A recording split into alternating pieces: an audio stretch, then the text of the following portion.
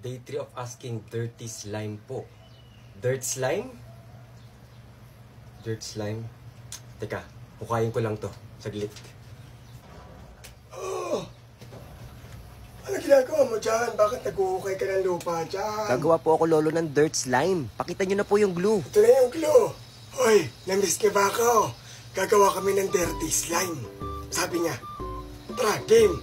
Oh, ito na yung baso. Sige po, Lolo, lalagay ko na po yung glue. Bakit naman dirt slime yung gagawin mo? Yun po yung request sa comment section, Lolo, eh. Makakagawa ka ba ng dirt slime? Susubukan ko po kung ano magiging itsura kapag nilagyan natin ng lupa itong slime na ginagawa natin. Nilagyan mo na pala ng activator, kaya pala nabuo na. Opo, medyo nabubuo na siya dahil dun sa activator. Ayan na naman, tayo. Talagang diring-diri ka dito, Lolo, no? Naku, hindi na ako masanay-sanay. Masasanay din po kayo, Lolo. Lolo, tingnan mo, meron akong bagong technique. Ano yung technique na yan? Tingnan nyo po. Ano yan? Tornado! Opo, tornado. Ito pa, Lolo, double tornado.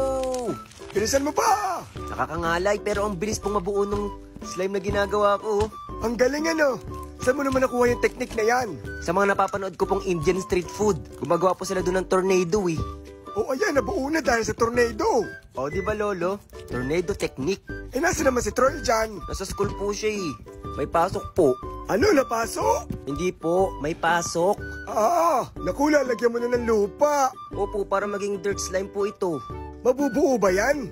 Magiging maganda ba yan? Titignan pa po natin kung mabubuo to, Lolo. Parang hindi mabubuo yan eh. Ang dumi niyan, lupa.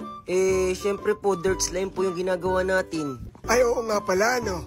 Ihalo-halo mo na. Tingnan natin kung mabubuo o magiging maganda yung slime na ginagawa mo. Sana nga po mabuo, eh.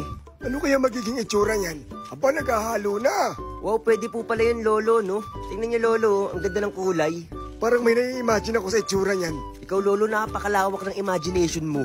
Ano po bang nai-imagine nyo? Sige, imasa-masa mo lang. Tapos po, ipagulong mo dun sa board. Ipapakita ko sa iyo kung anong nai-imagine ko. parang ganito po ba, Lolo? Oo, ganyan. Tapos ibalik mo ng konti. Yan, iikot mo. Tapos lagyan mo ng patusok pataas. Ay, ikaw talaga, Lolo. Yung pala yung nai-imagine nyo, eh. O ako naman, pagulong-gulungin ko dito at gagawin ko lang tong parang ganito. At gaganto-gantuhin ko, Lolo. Tingnan nyo kung anong itsura. Ay nako, mas nakakadiri. Parang ganyan yung nilabas ko kanina. Kadiri ka naman, Lolo. Ang galing mo naman. Nagawa mong slime yung lupa. Siyempre, Lolo, ako pa. Sa susunod, ikaw ulit magawa, Lolo, ah. Hindi naman ay papaikot-ikutin ko na to. At bibilog-bilugin. Tingnan mo, Lolo, ang ganda. Ang ganda nga, ano? Ipakita mo na sa kanila. Sige po. Tapos na. Ito na ang ating dirt slime. Oh, di ba? Ang ganda. Madali lang pala, no? Gumawa na rin kayo.